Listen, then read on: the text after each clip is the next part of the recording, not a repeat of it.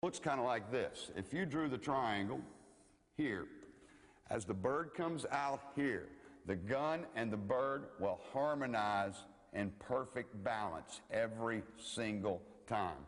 The one thing that the best in any moving target business do, they always make it look the easiest.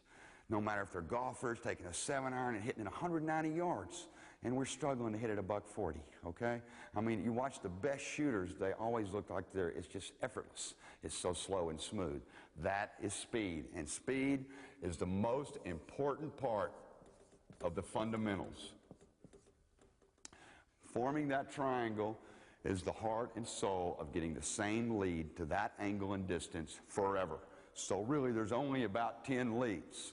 Okay, so it doesn't really matter what angle you have. If you had another angle flying here, you're here. This is the window. Here's your hold.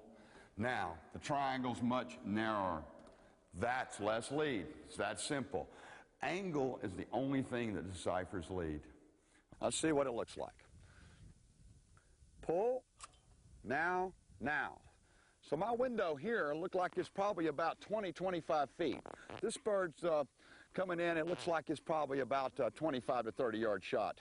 And my window here is about this big. That's all the time I have. You'll notice on a going away bird, folks, that the bird is actually leaving you. So the windows are much narrower because the eye has a hard time locking onto it because it's leaving you. When the bird's crossing, you see it much longer because it's not really going anywhere. So your windows are much greater on crossing targets than you have on going away targets. So now what's going to happen is that I'm going to shoot a couple, and then we'll just see what it looks like, okay? First thing I did was I isolated that break point. The second thing I'm going to do is I'm going to hold the gun right on the front edge of that visual moment that's for my eye. The third thing is, if you notice, as the bird's flying along to me, it makes a triangle from the bird to the barrel. So if my barrel was 50 feet long, the bird would run right into it. That's the triangle.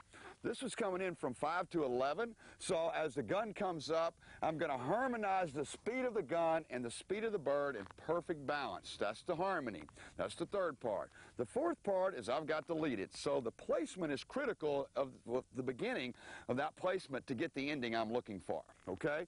So as the gun enters to the bird, starts its motion and hits my shoulder all in one flow, the end of the barrel will be placed either on or on the tail end of this target touching its butt, okay?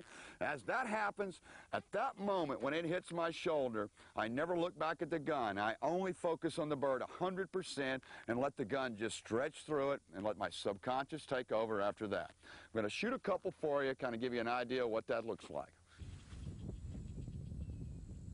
Pull.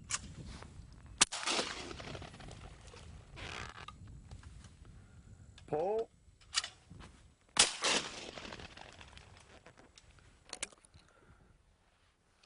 When you're viewing the iCam, the next step on that part is just, I know it's kind of fast, folks, but the next step is we're going to run it in slow motion.